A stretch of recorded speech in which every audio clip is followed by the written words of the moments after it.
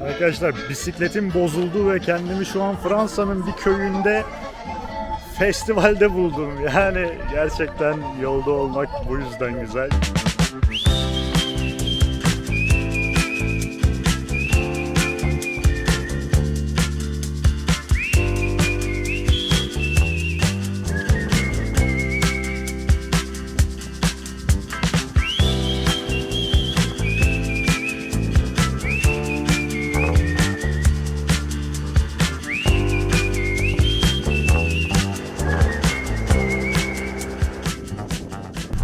Evet arkadaşlar, yola devam ediyorum.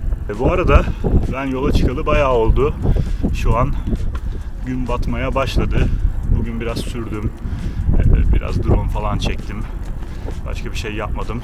Bir de zaten aynı şekilde devam ediyor arkadaşlar. Şimdi ben yola çıktığımdan beri Strasbourg'a doğru, oradan da Avusturya'ya doğru geçmeyi düşünüyordum. Liechtenstein üzerinden.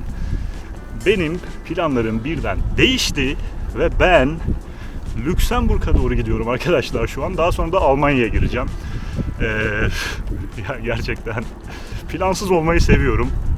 Ama bu kadar, yani yolumu bambaşka bir ülkeye doğru değiştirecek kadar plansız olmak gerçekten özgürlük, böyle bir şey. Neden böyle bir plan değişikliği oldu? Bir sonraki videoda anlatacağım bunu. Şu an gün batıyor. Ben de bu günün en güzel saatinin, böyle en sessiz, havanın en serin, en güzel olduğu, güneşin böyle en güzel vurduğu, uzaktan geldiği bu son bir saati böyle yavaş yavaş bisiklet sürerek geçireceğim. Tam hava kararmaya başladığında da çadırımı kurup uyuyacağım.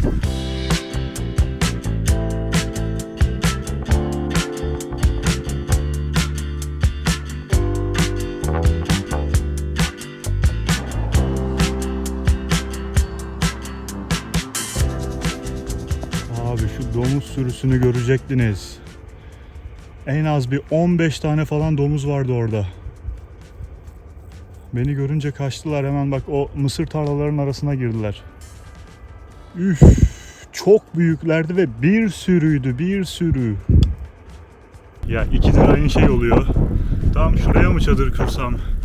Burası güzel, güvenli dediğim yerde domuz görüyorum abi. Yine buradan da uzaklaşmam lazım. Neyse, yapacak bir şey yok.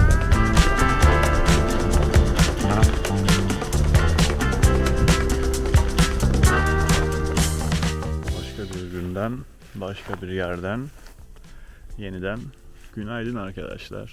Dün akşam domuz sürüsü gördüm ya. Şurada mısır tarlaları var. Oraya yakın olmak istemedim. Şurada bir ağaçlık alan var. Orada da olmak istemedim. Böyle olabilecek en güvenli yerde, yani bana hiç gelmeyecekleri bir yerde çadır kurmak istedim. Buradan böyle geldim. Buraya en sona kadar geldim. Buraya kurdum çadırımı. En sona diyorum çünkü burada dikenli teller var.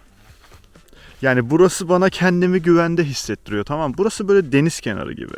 Onu fark ettim kendimde. Kamp kurarken en kendimi rahat hissettiğim, en güvende hissettiğim yerler işte deniz kenarı, uçurum kenarı ya da bir kayalığın kenarı, o tarz yerler. Çünkü deniz kenarına çadır kurduğunuzda ya da uçurum kenarına ya da ona benzer bir yere size sıkıntı çıkaracak, tehlike yaratacak herhangi bir şeyin gelme olasılığı %50'ye düşüyor. Çünkü bu taraftan gelemez. Burada deniz var yani. Sadece bu taraftan gelebilir. Yani sadece diğer tarafı düşünmeniz gerekiyor. O yüzden bu tarz yerler daha kendimi rahat hissettiriyor. Burada da geldim, bu dikenli tellerin yanına kurdum. Yani ve dün o domuz sürüsünü gördüm ya, onlar mısır tarlalarına daldılar böyle dikenli telleri geçip. Dedim bunlar, dedim nasıl geçti o dikenli telleri? Bakın. Domuz kardeşlerimizin geçe geçe açtığı bir tane yol var burada, görüyor musunuz? Bu dikenli tellerin burada bir boşluk yarattığı, yükseldiği bir yer var. Burada bir çukur var. Bu domuzlar buradan geçe geçe buraya patika gibi yapmış, bakın. Güvenli olsun diye buraya kurduk. Tam tersi domuz yolu üzerine kurmuşuz. Neyse, onlar büyük ihtimal şurada ağaçlık alanda falan takılıyor. Ya da belki şurada takılıyorlardır, bilmiyorum. Ben yerimi belli ettim kardeşim. Ben şöyle bir işedim bir etrafa. Dedim burası benim bölgem. Buraya dedim yaklaşmayın. Bir de ben Paris'ten çıktığımda birkaç tane dürüm yapmıştım. Yolda yiye yiye gittim işte, bir sonraki gün kahvaltıda yedim falan. Bir tanesini onu yiyemedim. Çantamda kalmış. Onu da aldım. Bakın ta şurada bir tane tahta gibi bir şey var, görüyor musunuz? Gittim oraya koydum. Hani dedim kokuya mokuya gelirseler oraya gelsinler.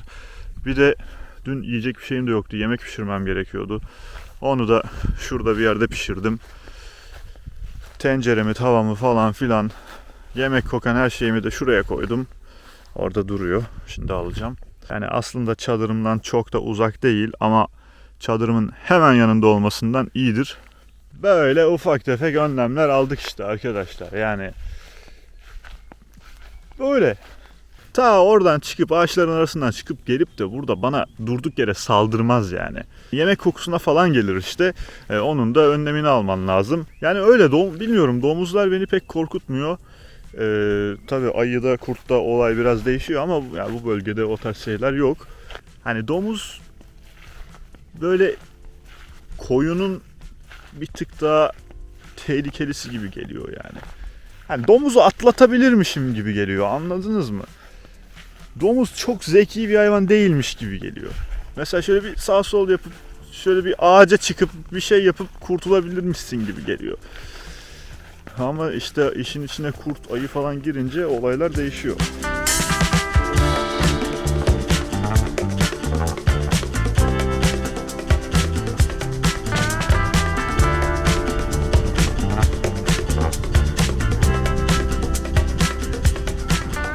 Evet, Fransa'da yola başladığımdan beri sürekli tarlaların arasında ve sürekli zıplaya zıplaya bisiklet sürüyorum.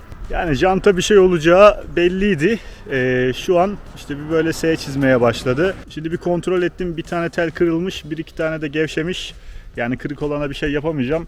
Gevşemiş olanları biraz sıkıp şöyle bir ayarını yapmaya çalışacağım. Böyle bütün çantalarımı çıkardım. Şurada bir tane kırık dal buldum.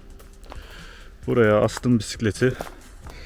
Şimdi buradan bu jant ayarını yapacağız. Bakın dönmüyormuş bile. Ben bunu nasıl sürüyormuşum ki? Ben bunu nasıl sürüyormuşum ya gerçekten.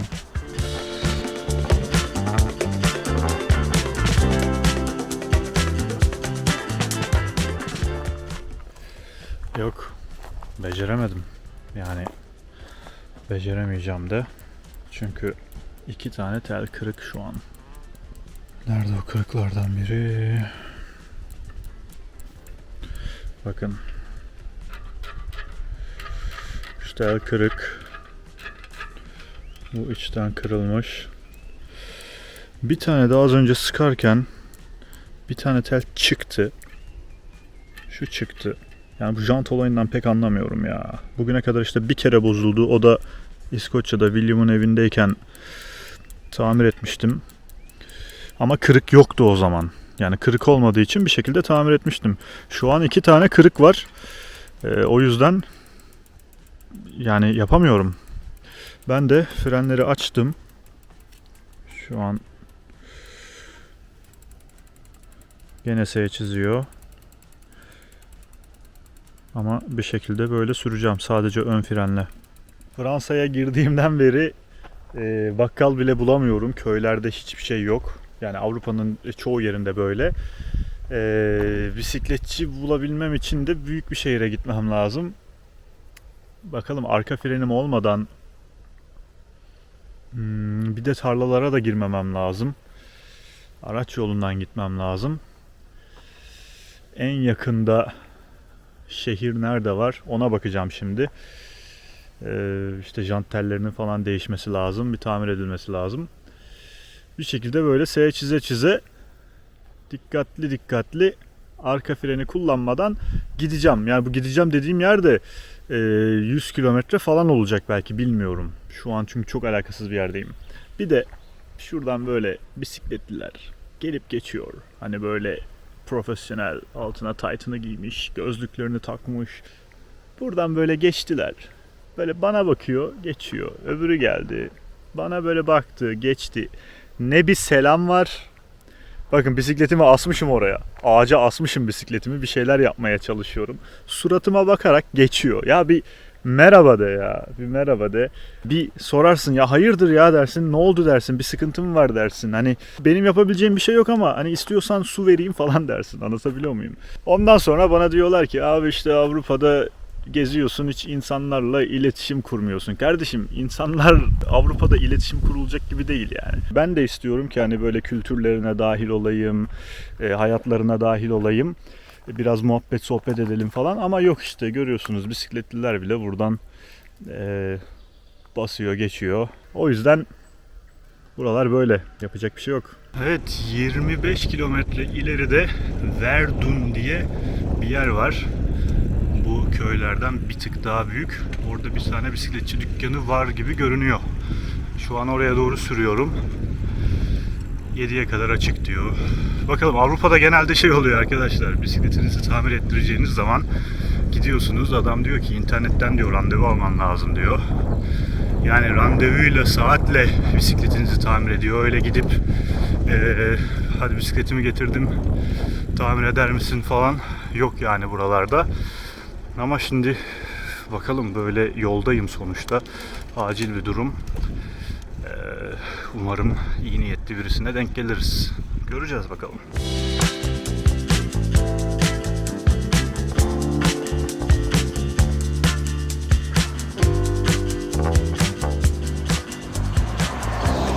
Bakın şu olay bana huzur veriyor ya. Böyle küçük bir yerleşim biriminde, şehrin merkezinde küçük bir tribünü olan, aynı zamanda halkın da maç olmadığı günler gelip böyle arkadaşlarıyla işte spor yaptığı, top oynadığı bu tarz stadlar gerçekten gördüğüm zaman bana huzur veriyor. Çünkü ben Bergama'da büyüdüm arkadaşlar. Şu an maalesef gerçekten o haberi aldığımda çok üzülmüştüm. O stat yıkıldı ama benim çocukluğum evimizin tam karşısındaki stada gidip orada koşu yaparak, top oynayarak, maçlarda top toplayarak geçti. O yüzden bu tarz yerler gördüğüm zaman mutlu oluyorum. Bunu da sizinle paylaşmak istedim. Sanırım çok yalnızım ben uzun zamandır ya.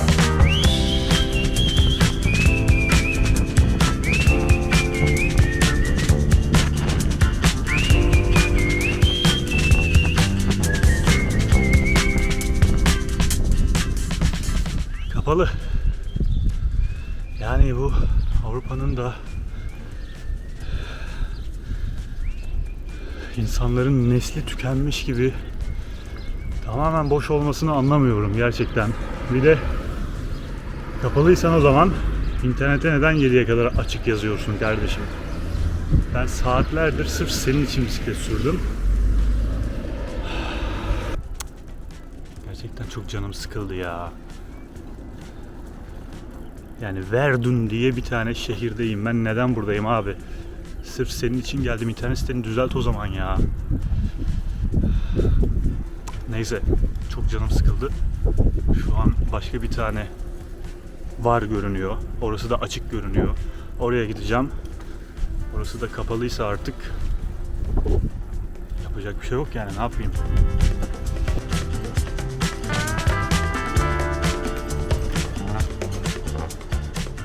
Hello. Bonjour. Do you speak English? Okay.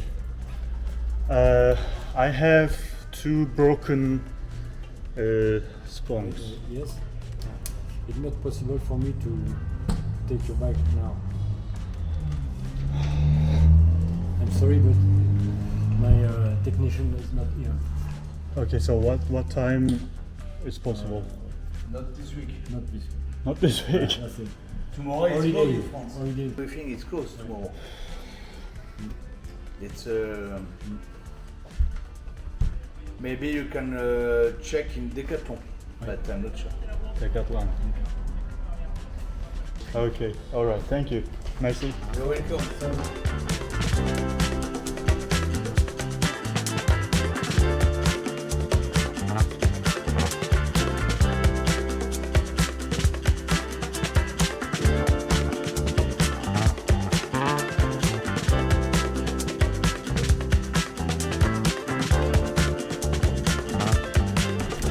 Evet.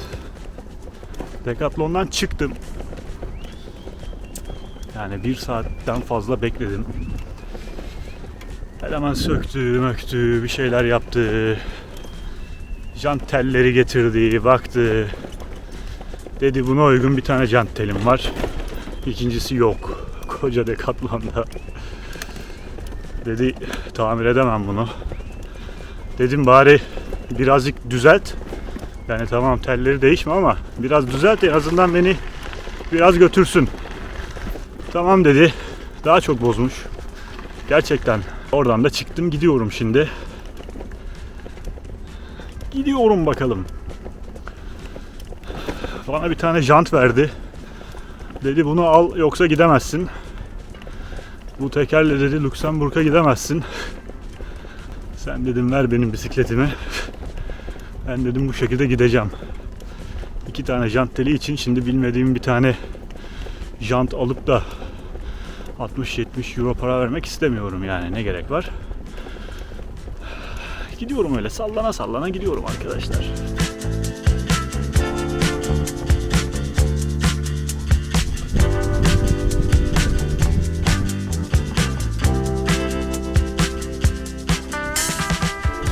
Günaydınlar yeniden. Çok fena yamuldum arkadaşlar ya. Çok yorgunum. Fransa'da yola çıktığımdan beri her gün 100 kilometre bisiklet sürüyorum. Dün gerçi 70 küsür sürdüm çünkü jantım bozuldu falan filan. Ya şu gözlüğümü takacağım ya. Vallahi gözlüğümü takıp kendimi biraz daha rahat hissetmek istiyorum. Şimdi özellikle manzarası olan, kültürü olan ülkelerde bazen 30 kilometre sürüyordum. Orada kamp yapıyordum ya da işte birinin evinde kalıyordum. Ya da işte 100 kilometre sürmeyi planlarken 40-50 kilometre sürüp güzel bir manzara görüp orada kalıyordum. Yavaş yavaş gidiyordum ama Fransa'da yola çıktığımdan beri sürekli 100. Çünkü Fransa çok büyük bir ülke ve gerçekten görülecek hiçbir şey yok. Yani tamam, Fransa'da Alpler var, işte Akdeniz sahilleri var falan filan, bunları söylemiyorum. Ülkenin genel büyük kısmında görülecek bir şey yok arkadaşlar. Yani ülkenin bir ucundan girdim, hop öbür ucundan çıkacağım, şimdi sadece tarlalar var. Başka hiçbir şey yok. Hiçbir insanla da muhabbetim de olmadı. O yüzden devam ediyorum ben de hızlı bir şekilde. Yani sıkıldım arkadaşlar, anlayacağınız. Biraz sıkıldım. Farklı bir şey görmüyorum. Hiçbir insanla da tanışmıyorum. Biraz da benim şansım ama ihtimali düşük yani. Neyse, o yüzden dün de tam hava karardığında burayı buldum. Yol kenarı, şu ağaçların yanı hemen yol. Bakın şimdi araba geçiyor. Hop. Ama ben oradayken beni kimse göremiyor. Şurada da bir tane ev var. Ama onlar da beni göremiyor. Yani ben böyle kör noktada kalıyorum. Böyle buraya çadırımı kurdum uyumak için. Şimdi toplanacağım. Yola devam edeceğim. Fransa'dan artık çıkayım. Yani Lüksemburg'dan da çok bir beklentim yok. Ama Fransa'dan çıkayım artık. O yüzden bugün süreceğim biraz. Dün varmayı düşünüyordum Lüksemburg'a da işte bu janttan dolayı olmadı. Şimdi baktım teller gene bayağı gevşemiş. Bu şekilde gitme ihtimalim yok. Onları şimdi biraz sıkacağım. O beni Lüksemburg'a kadar idare edecek. Orada da bir yolunu bulmaya çalışacağım artık. Yani bu da olayın bu tarafı olduğu için bunları da gösteriyorum size. Yani Fransa böyle geçiyor arkadaşlar. Günde 100 kilometre bisiklet sür, çadırını kur, uyu. Ertesi gün 100 kilometre bisiklet sür, çadırını kur, uyu. Gördüğüm manzaralar gene buğday tarlaları, mısır tarlaları ve şimdi yukarı çıktıkça biraz böyle ayçiçeği tarlaları falan çıkmaya başladı. Aynı şeyler yani, anlayacağınız. O yüzden bu da olayın bu tarafı. Şimdi bunu göstermeyip sadece güzel manzaralı bir video koysam bu sefer şöyle olacak. Fransa ne güzelmiş. Tamam, güzel olabilir, ona bir lafım yok, yani kötü demek istemiyorum, ama demek istediğim şey, olayın sadece güzel tarafını gösterdiğinde olayın bütünü güzelmiş gibi görünüyor. Ben de o yüzden bazen aralara bu tarz videolar da koyuyorum ki bakın, yani her gün öyle mükemmel geçmiyor. Bazen uyuyorsun, uyanıyorsun, sürüyorsun, uyuyorsun, uyanıyorsun, sürüyorsun yani. İşte bu da onlardan birisi arkadaşlar. Neyse, ben yola çıkayım. Tekrar görüşürüz.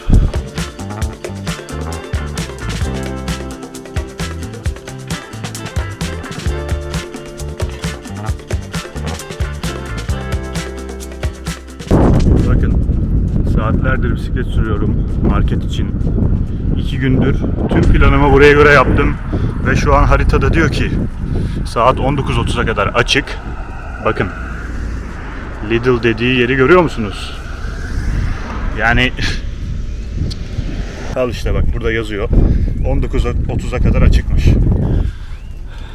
Ya bırak 19.30'a kadarı, market bile yok orada ya. Evet. Şurada da öğlen 12.30'a kadar açık yazan bir tane pastane gibi bir yer var. Bari poğaça falan bir şey alayım dedim de. Burası da kapalı.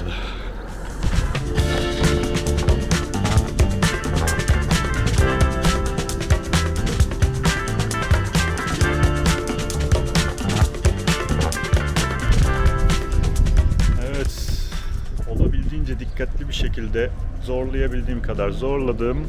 Buraya kadar dayandı bisiklet. Lastik zırhlı ama işte o içerideki jant tellerinin bağlantısından dolayı içeriden patladı lastik. Çok alakasız bir yerde de olabilirdi. Bir dağın başında da olabilirdi. Tarlaların arasında da olabilirdi. Şansıma böyle küçük ufak bir köyde başıma denk geldi bu. Burada da açık bir tane pastane var. Ben de gerçekten yani patladı. Hiç canımı da sıkmadım yani gerçekten. Tamam dedim. Şurada dedim bir şeyler atıştırayım. Girdim işte kahvaltı falan yaptım böyle. Sandviç falan bir şey yedim. Şimdi de böyle kruvasan bir şeyler yiyeceğim, deneyeceğim bakalım. Bir tane ekler alalım. 2,5'muş bu arada, çok şey değil yani. Burada da çikolatalı kruvasanlar var. 1,20 bana aşırı ucuz geldi gerçekten. Yani Fransa için. Arkadaşlar bu gerçekten bizim yediğimiz ekler gibi değil, bu ağır bildiğimiz.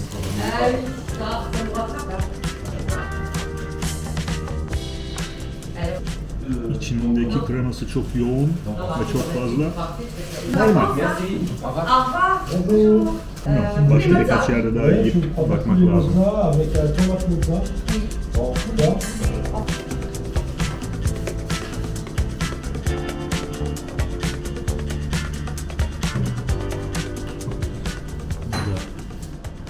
Burada çikolatalı kruvasanımız.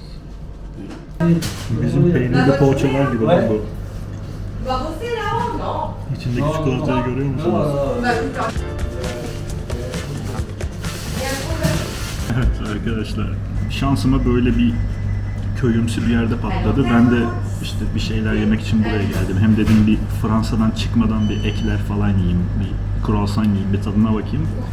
Buraya geldim, oturdum. Bakın bisikletim de hemen şurada, onu da göstereyim. Tabii pastaneye gelen herkes dışarıda bisikleti görüyor. Daha sonra beni görüyor. İşte burada İngilizce konuşmaya çalışıyoruz, anlaşmaya çalışıyoruz falan filan. Dışarıdan bir tane adam geldi.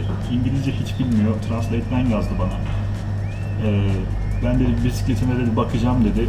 Gitti baktı bisiklete, lastik falan patlak ya, ben jantı falan söyledim.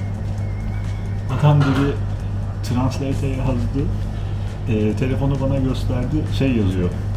Bisikletini tamir edecek ekipmanlarım var.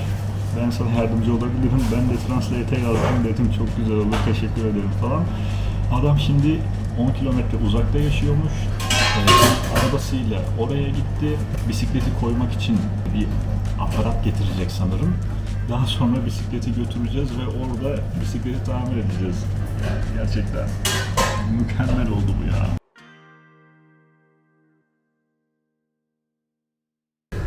Adam arabasına reki takıp geldi arkadaşlar ya. Vallahi helal olsun be. What's your name again? Your name? Eve. Eve. Eve. Okay. Abi Eve hayatımızı kurtarıyor şu an.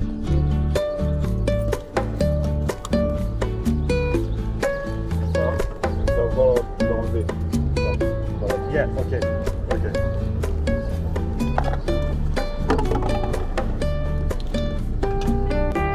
J'ai ce qu'il faut, dans la maison, j'ai ce qu'il faut pour réparer.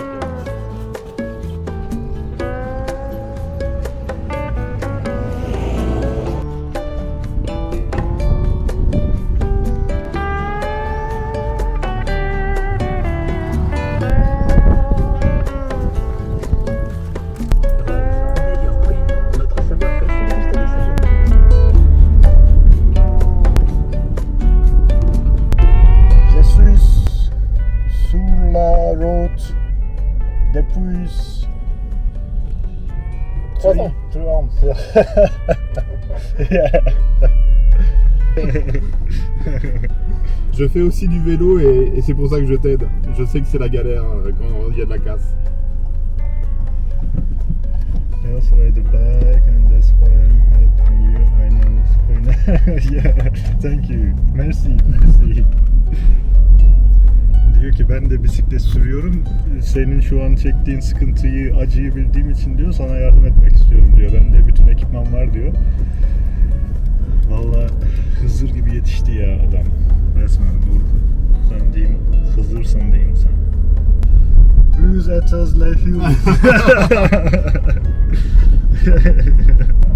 Aujourd'hui en France c'est férié mais j'avais des clients à voir donc je suis parti les voir et en rentrant je me suis arrêté à la boulangerie et là c'est là que j'ai vu ton vélo qui était crevé.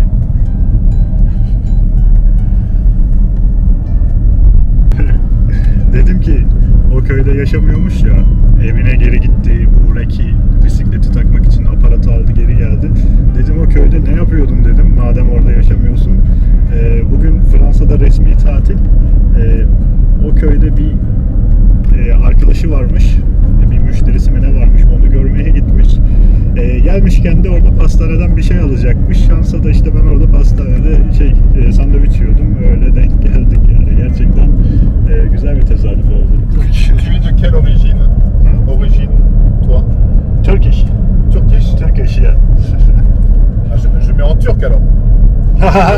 Yeah, okay.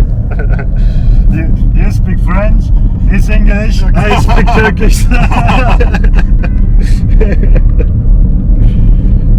Aynen, direkt oradan Türkçe'ye çevirse benim size çevirmeme gerek kalmayacak.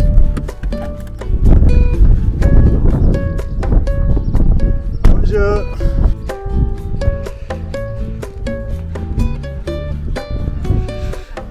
Eve gitmeden önce dedi, ailemi dedi bir görsem olur mu? Bakın burada da bisiklet var. Okay. Bonjour. Hey. Voilà, j'ai dépanné notre Bonjour. Alors, Il est pas encore dépanné, il est encore là. vélo. De Dunkerque. Là, il est là, oui. Scotland. Scotland. Scotland. Il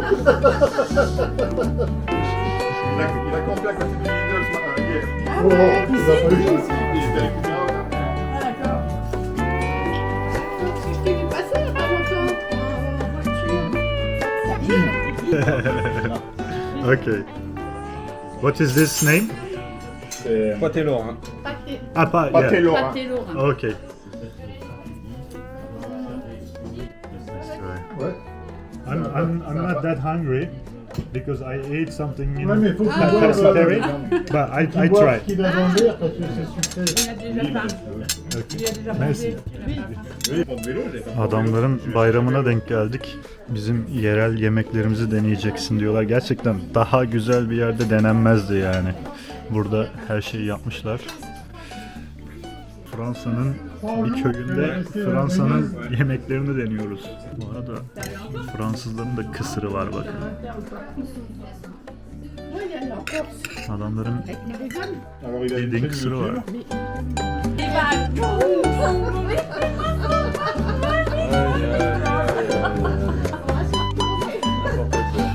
C'est devenu ouais, un président qui est devenu démocratique. C'était Kamel, je ne sais plus comment c'est le nom. Kamal. Yeah, Kemal Atatürk. Voilà, Yeah, Atatürk, yeah. Voilà. Yes. Fête nationale. Il n'est pas obligé de partir aujourd'hui. S'il a une tente, je le fous en Okay. bas, hein. He made it. Okay. O yapmış arkadaşlar. I said you, it's a lucky day. Yeah. Yeah. Arkadaşlar gerçekten C'est le 14 juillet. yani daha şanslı bir günüm olamazdı. Şuraya bakın. Il va se rappeler du 14 juillet.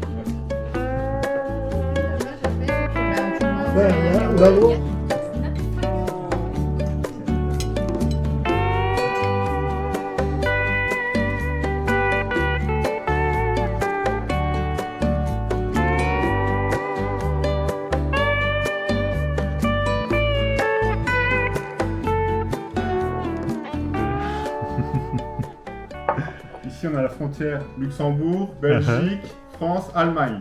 Ok. Et là c'est de la bière belge. C'est une spéciale, elle est très très bonne, mais elle est un peu forte. Ok. Et c'est un verre spécial pour la bière là. Alright. Le verre, ça va avec la bière là. Bakın bu Belçika birasıymış. Adamın Quoi? 8.4 alkol. Ve Et là, tu bois comme ça. ya okey. À la voûte. À la vôtre. À la voûte.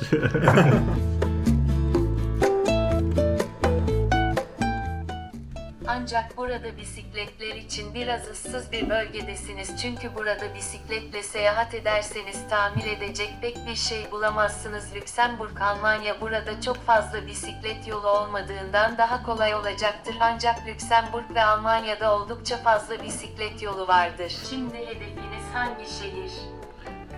I don't know. Tu veux dormir ici ce soir et partir demain matin? Bu gece burada uyuyup sabah ayrılmak istiyorsun.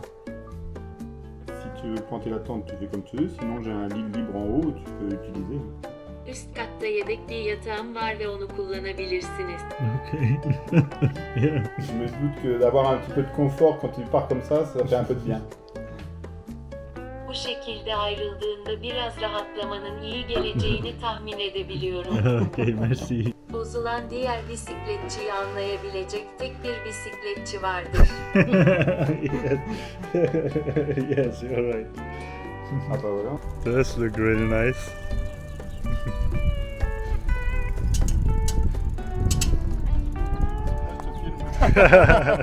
Okay.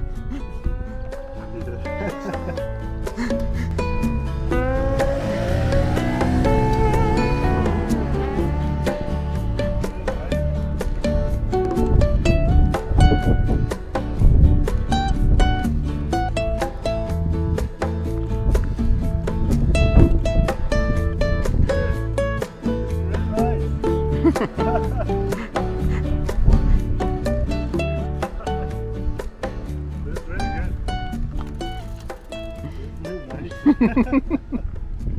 So comfortable.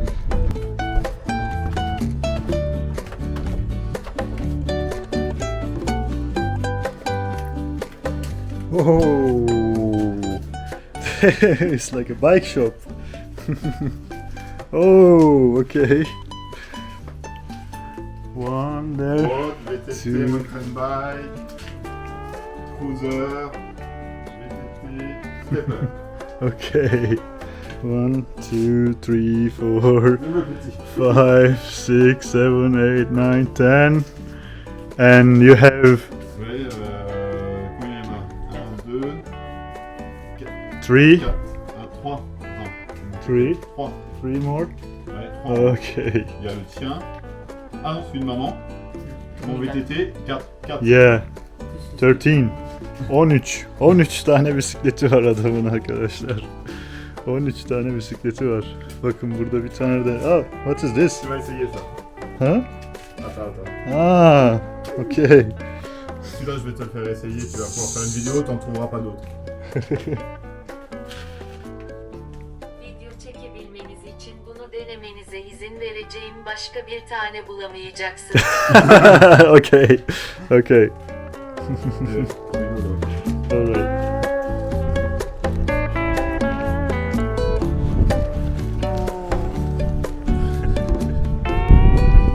Bu 20 yıl önce Fransa'nın güneyinden aldığım bir Amerikan step bisikleti. Okay. Ama artık gördüğünüze göre bir denemeniz Okay. gerekecek. Okay.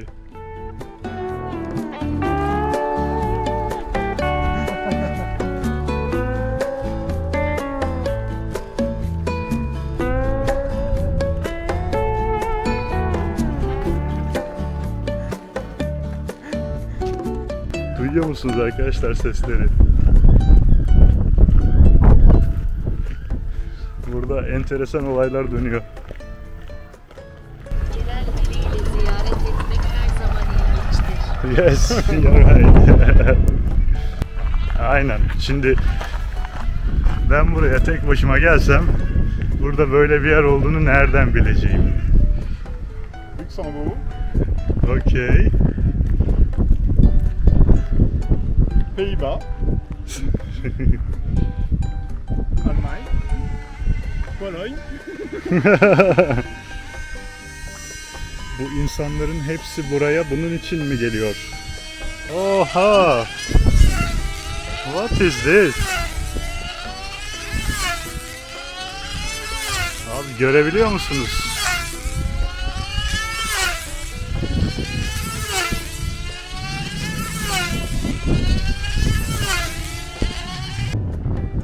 Gördünüz mü?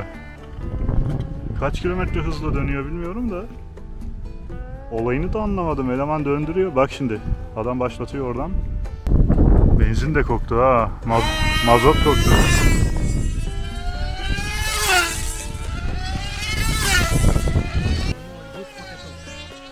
Oğlum insanların ne kadar garip hobileri var lan.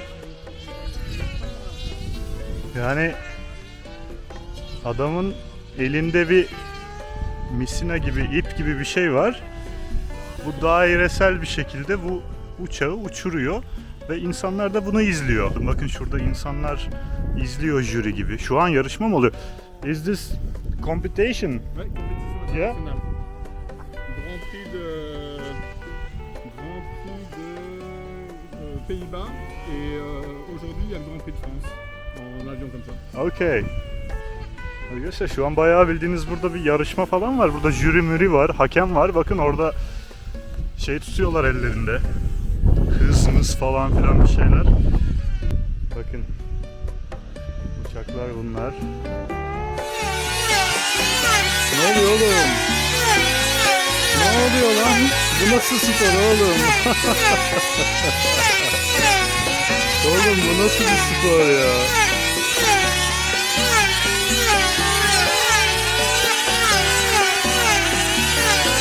Gerçekten hayatımda bundan daha garip bir spor görmedim arkadaşlar. Ne oluyor şu an?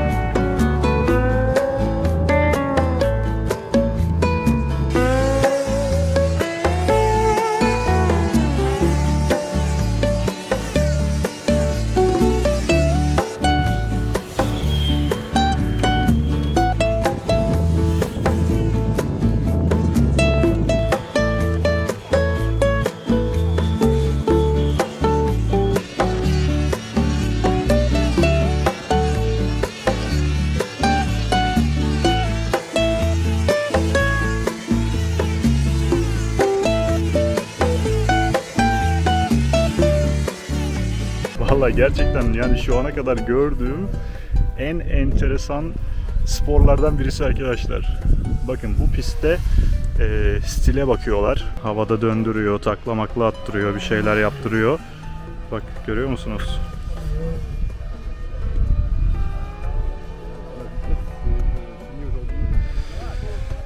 Burada da işte puan falan veriyorlar sanırım.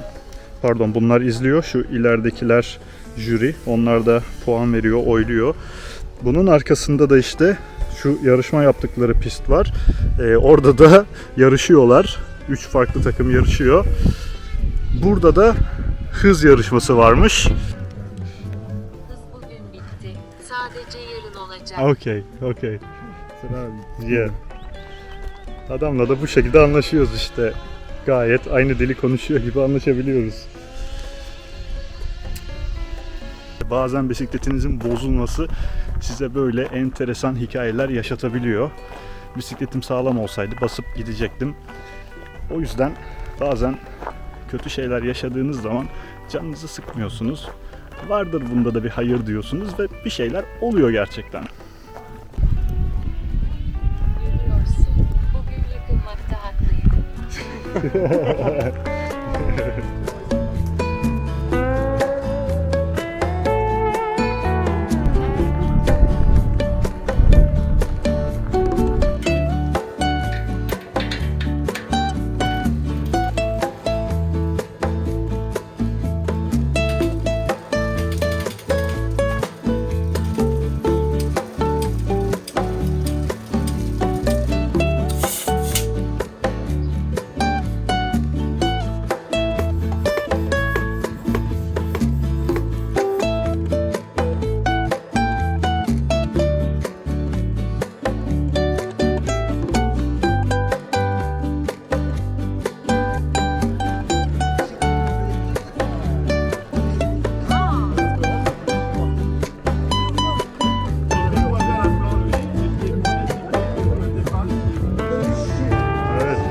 Şu an Fransa'da bir köy festivalindeyiz.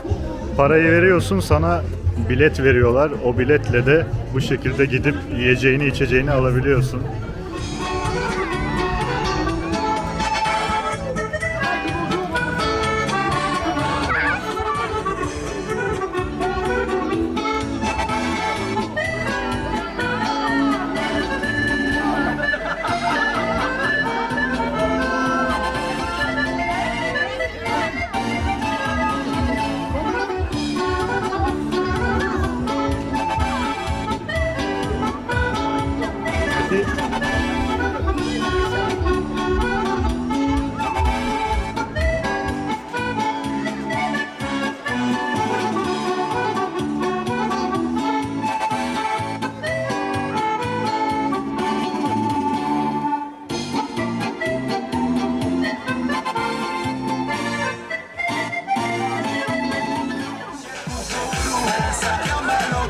Abi burada da arada bir danza kuduro diyen DJ abilerimizden var, bak bak.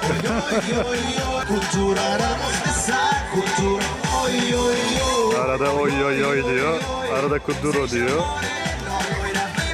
Bizim DJ'lerin aynısı. Je fais les réparations, il repart demain en Allemagne. Il vient d'Angleterre, là il a fait tout l'Angleterre. Şu an enteresan bir ortamdayım. Güzel, yani Fransa'yı olabilecek en güzel şekilde görüyorum. Bence çok güzel oldu bu.